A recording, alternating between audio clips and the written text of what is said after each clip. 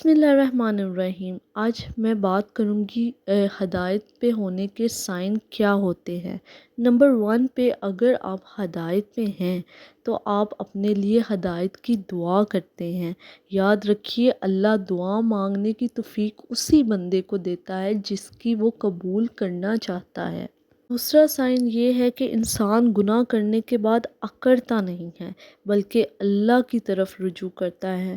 گناہ کرنے کے فوراً بعد اسے اللہ کی یاد آتی ہے، وہ اللہ سے معافی مانگتا ہے، کوشش کرتا ہے کہ وہ گناہ دوبارہ نہ کرے۔ اگر آپ گناہ سے بچنے کی کوشش کرتے ہیں تو یہ بھی اللہ کی بہت بڑی نعمت ہے کہ آپ کو وہ دل میں یہ چیز ڈال دیتا ہے کہ یہ گناہ ہے۔ تیسرا سائن یہ ہے کہ آپ کو اپنی غلطیاں نظر آتی ہیں۔ ہر انسان کو تو دوسروں کی ساری غلطیاں نظر آتی ہیں لیکن اپنی ہر کسی کو نہیں آتی۔ کچھ لوگوں کو گناہ نہیں لگتا اور نیکی تو وہ کرنا نہیں چاہتے۔ آپ کو اپنی غلطی نظر آتی ہے، اپنا گناہ نظر آتا ہے تو اس کا یہ مطلب ہے کہ اللہ آپ کو پسند کرتا ہے، وہ چاہتا ہے کہ آپ اپنی غلطیاں دیکھو اور اس کو کریکٹ کرو۔ اور سائن یہ ہے کہ آپ نیکی سے محبت کرتے ہیں اور برائی سے آپ کو نفرت ہوتی ہے۔ برا کام اگر آپ سے ہو بھی جاتا ہے لیکن آپ کو دل میں ہوتا ہے کہ یہ برا ہی ہے۔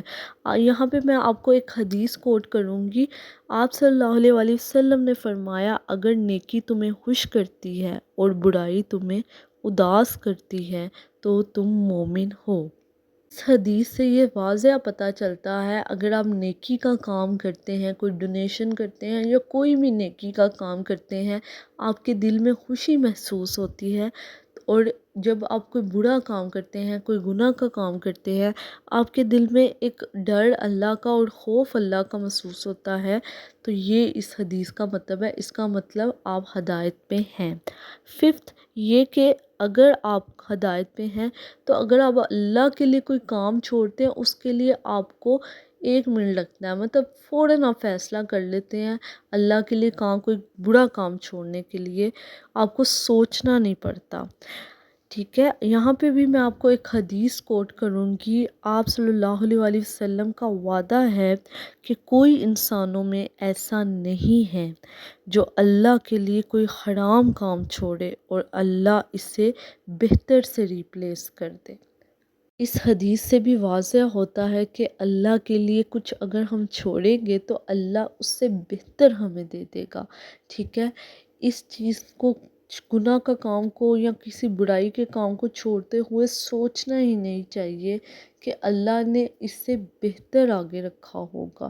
ہماری زندگی میں ایسے اتنے فیصلے ہوتے ہیں جو ہمیں بعد میں جا کے پتہ چلتا ہے یہ تو اس سے بہتر ہو گیا میرے ساتھ۔